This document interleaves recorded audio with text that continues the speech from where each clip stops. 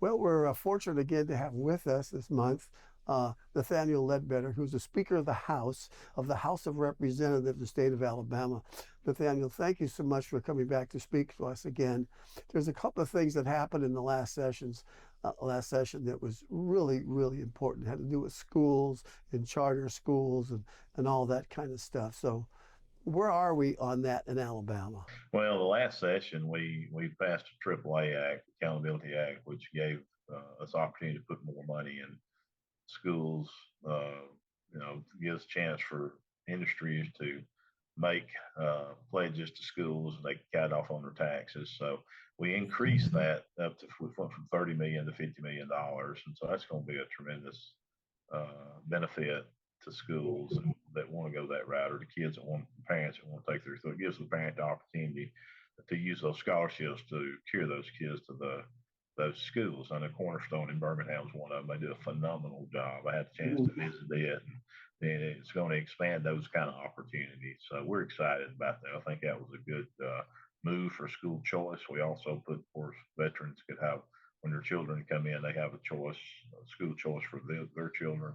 I think this next session in 24, we will see another school choice bill. I've spoke to the Speaker of Utah. He thinks it's working well in their state. And I think we probably will see one similar to what they're doing that's going to really broaden the ability to have school choice for children in the state of Alabama.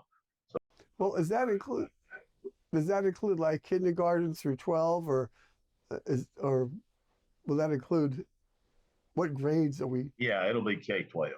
So it'll have the opportunity for K 12. Yeah, I think it's imperative. Some parts of the state probably need it worse than others. My area, we're blessed. We got good schools. We've got some schools in the top 10 every year. So we really have got good systems, but there are some systems in the inner cities or black belt that's struggling, and some of it's got to do with poverty. And so this would maybe our goal is to try to give parents a choice and Boy, that's great. That's great. That's great. see That, how that works out, and look forward to the conversation. I know Chairman Garrett's been working on it with some of his committee members, and I've got all the faith in the world they're going to bring us something that's going to be positive.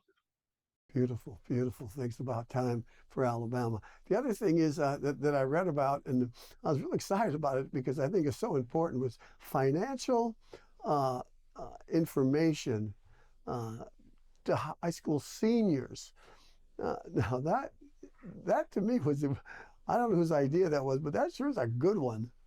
Yeah, that was Chairman Andy Witt. Andy is in the Huntsville area. He's a banker by trade, so I Yeah, guess financial literacy kind of was one of yeah, those things that he's seen the need for. I mean, I've seen it myself. My wife and I was in public and at a restaurant, and the lady gave this young lady $100 bill, and she just went in panic mode because she didn't know how to catch it after the food amount.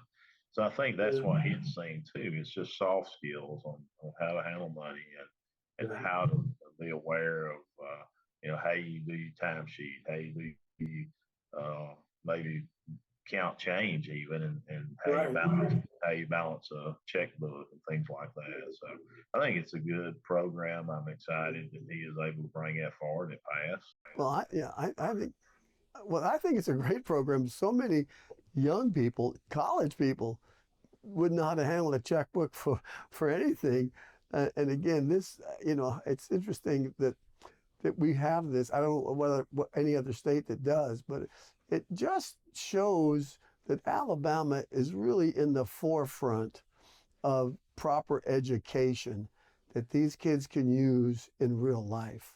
Well, that you're right. I mean, that is real life, and sometimes you don't always use geometry, but you're always going to be able to balance a checkbook, or going to have to. You're always going to be having, got to figure out how to pay your bills, and how to, be able to use your money wisely to do that. So I think it's a good thing. I'm excited to see how it works, and I think it's going to Yeah, make me an too. impact. Sometimes, to be honest, we get so busy trying to teach the harder classes, where it be geometry or trigonometry or whatever it is, we forget about the soft skills and things we have to have on a daily Right. basis to survive. So I think this is important.